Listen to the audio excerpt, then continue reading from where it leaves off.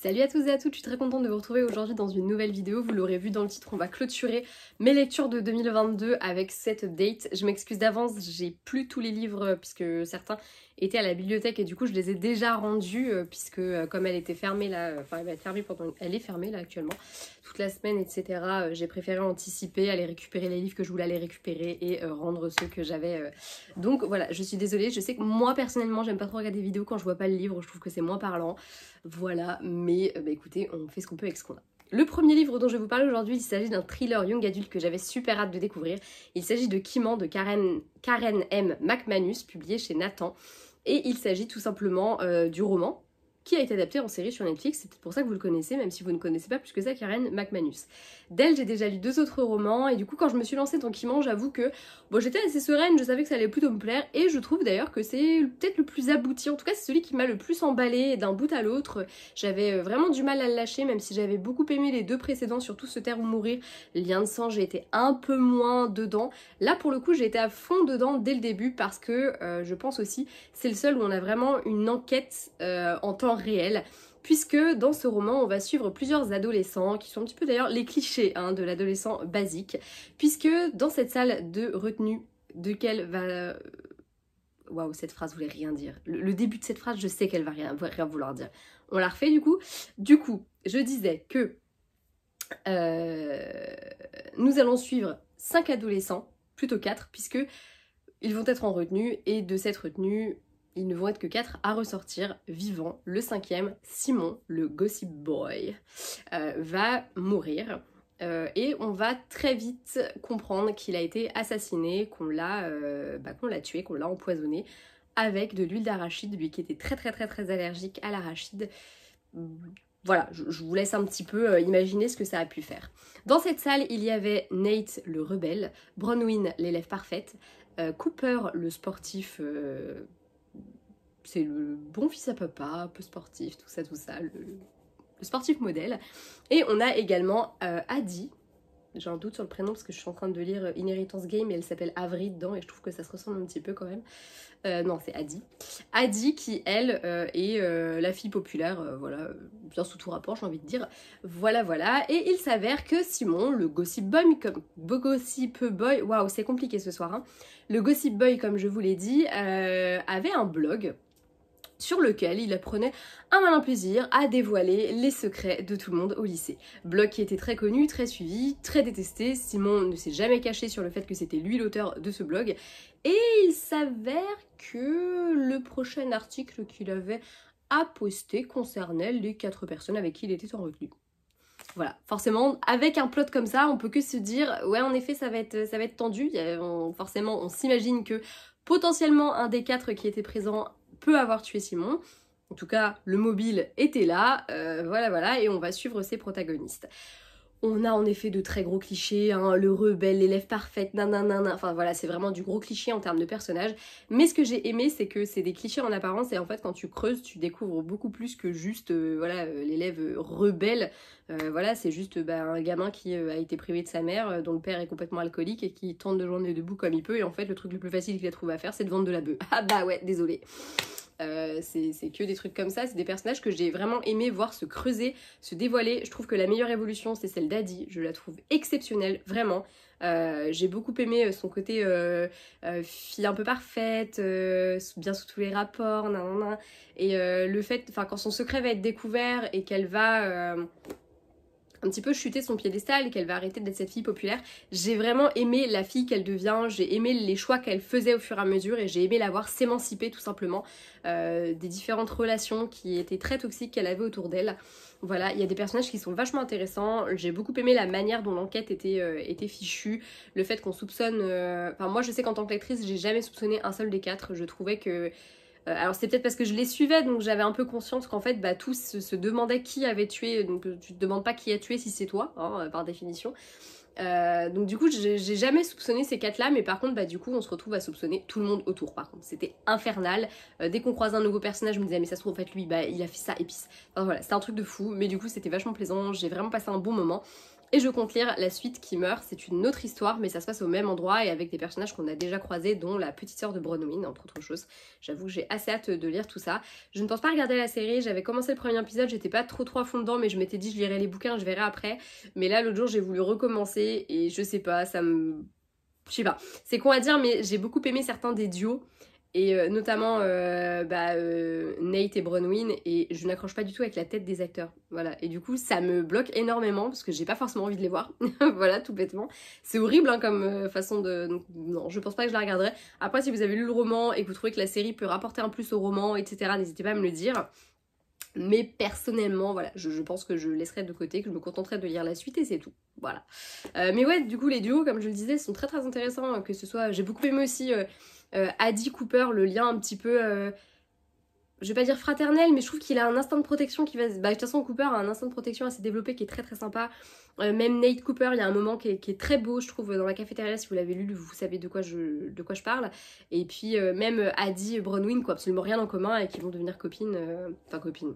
C'est un bien grand mot, mais qui vont du coup se retrouver à copiner un peu toutes les deux, quoi, et à se rendre compte que elles sont peut-être pas si différentes qu'elles ne l'imaginaient à la base, quoi. Donc c'était plutôt sympatoche. Après, j'ai lu À toi pour Noël ou pour toujours de Cindy Lia. Je vous ai parlé il n'y a pas tellement longtemps de, du coup du tome précédent, Retrouve-moi cet hiver pour le meilleur et pour le pire, dans lequel on suivait Josh et Liv. Ici on va suivre May, la sœur de Josh, et Sawyer, le meilleur ami de Liv, qui ont vécu ce que j'ai envie d'appeler un flirt quand ils étaient adolescents. Il s'est passé 2-3 petites choses, mais 2-3 petites choses, on va dire que ça s'est jamais vraiment concrétisé. Leur vie et leur famille, le contexte dans lequel tous les deux ont évolué ont fait qu'en fait au final il s'est jamais vraiment rien passé. Et voilà, aujourd'hui May elle est mariée et dans sa vie elle étouffe complètement, ça ne va pas du tout. Du coup elle va prendre sa bagnole et elle va se barrer direction la petite ville, j'ai oublié le nom à chaque fois, bon c'est dans le Maine, c'est sympa. Voilà, le petit village montagnard où ses parents ont un chalet. Et là elle va se réfugier chez Sawyer, tant qu'à faire, voilà, ses parents ont un chalet là-bas, Josh et Liv ont sans doute de la place chez eux, mais non, elle va où? Elle va chez Sawyer, bah oui, évidemment. Et du coup, ça va être un petit peu l'occasion pour eux aussi de pouvoir crever certains abcès et de pouvoir se parler, se dire les choses, peut-être enfin de vivre quelque chose ensemble, voilà. C'est une romance de Noël que j'ai beaucoup aimée, j'avais beaucoup aimé aussi le tome précédent, j'ai trouvé qu'ils s'emmanchaient très bien l'un et l'autre. Pour les deux, j'ai le même reproche, je trouve que le début était peut-être un petit peu longué et du coup, j'ai eu un moment où j'étais peut-être un peu moins dedans.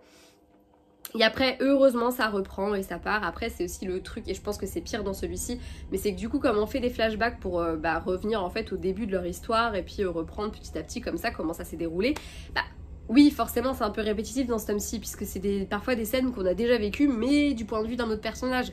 Donc c'est sympa, mais voilà. Disons qu'il y avait des moments où ça rendait un petit peu tout ça longué, parce qu'on savait déjà ce qu'il en était. Mais après, ça m'a permis de vraiment creuser les personnages de May et de Sawyer, et je les ai trouvés hyper intéressants, mais on voit vraiment une évolution de fou. Et pas forcément bien d'ailleurs, parce qu'on sent qu'elle est vraiment éteinte par rapport à l'adolescente qu'on nous a présentée, qu'on nous présente d'ailleurs aussi dans celui-ci. C'est vrai qu'on a clairement un peu cette espèce de déchéance de cette nana qui pourtant d'apparence aurait tout pour plaire et voilà, et qui en fait là on sent qu'elle est à un stade de sa vie où il n'y a rien qui va et où elle sait plus où est-ce qu'elle en est, et elle a l'impression d'avoir pris les mauvaises décisions et d'être coincée dans un mariage auquel elle a du mal à croire encore. Donc c'était, non franchement c'était vraiment très bien, moi j'ai passé un très bon moment et c'est vraiment une duologie que je vous conseille, sachant que vous pouvez lire les deux romans de manière séparée, ils se suivent pas, enfin voilà, vous n'êtes pas obligé ou de les lire dans cet ordre là, peu importe, c'est vous qui choisissez. Moi j'ai choisi de les lire dans l'ordre de leur sortie et du coup dans l'ordre chronologique, mais voilà, libre à vous. Je suis navrée, il y a encore ma machine à laver qui tourne, hein. C'est infernal, vous allez dire mais l'autre elle fait des machines tous les jours, elle nous casse les couilles à chaque vidéo, c'est horrible. Bref, après ça, j'ai lu L'As de pique de Morgane Moncomble, publié chez Hugo Roman. Morgane Moncomble, je crois qu'à chaque fois que je vous en parle, je vous dis que c'est un coup de cœur parce qu'en fait, c'est le cas. Je me régale à chaque fois avec ces romans et L'As de pique est encore une fois du très haut niveau. Il s'agit du coup de la suite, encore une fois, c'est un tome compagnon de L'As de cœur, donc ça se déroule après les événements de L'As de cœur, mais vous pouvez tout à fait lire les deux romans chacun de leur côté comme vous le voulez, enfin voilà, il n'y a pas du tout de réel lien, il n'y a aucun besoin d'avoir lu L'As de cœur pour comprendre L'As de pique, pas du tout même. Dans ce roman, on va suivre Daisy qui est une enfant star quand elle avait 15-16 ans, je ne sais plus exactement, peut-être 14, je sais plus, enfin bref, quand elle était adolescente, j'ai déjà oublié. Elle est devenue actrice et chanteuse et elle s'apprête à sortir son 2e album. Et les choses font qu'elle a besoin d'un nouveau garde du corps et que c'est le meilleur ami de son frère, son crush de toujours, Thomas, qui va s'occuper de sa protection. Thomas, il est garde du corps, mais il est aussi très particulier. C'est quelqu'un qui a beaucoup de mal à montrer ses émotions et qui d'ailleurs prétend ne pas en ressentir. Il semblerait que Thomas est un sociopathe. C'est pas hyper folichon. Mais voilà, avec Daisy c'est très particulier parce qu'ils ont un lien qui est très fort, qui est très sympa. Et on a vraiment une relation qui est très cool qui va se nouer entre eux. Entre une Daisy qui mine de rien continue un petit peu de crusher sur lui. Et puis lui qui commence à voir aussi que en fait cette Daisy c'est une femme. C'est plus la petite sœur de son pote, c'est une femme. Et cette femme elle pourrait peut-être bien lui plaire quand même un petit peu. Et en même temps elle est un peu le fruit défendu d'une part parce que c'est sa cliente. D'autre part, enfin sa patronne d'ailleurs plus que sa cliente, d'autre part parce que c'est la petite sœur de son pote, et puis parce que ça reste Daisy et qu'il l'apprécie trop pour vouloir lui causer du tort d'une manière ou d'une autre et qu'il sait très bien comment lui il est et qu'il pourra jamais potentiellement lui offrir ce qu'elle veut vraiment. C'est une histoire que j'ai vraiment adorée, j'avais beaucoup aimé dans l'As de cœur le fait d'aborder l'univers du poker, tout ça, et les liens un peu financiers et un peu, merde comment on dit, un peu truand on va dire de certains dans ce milieu là. J'avais beaucoup aimé un petit peu tout ça, le fait qu'on ait des personnages qui soient pas tout blancs et que c'était très intéressant.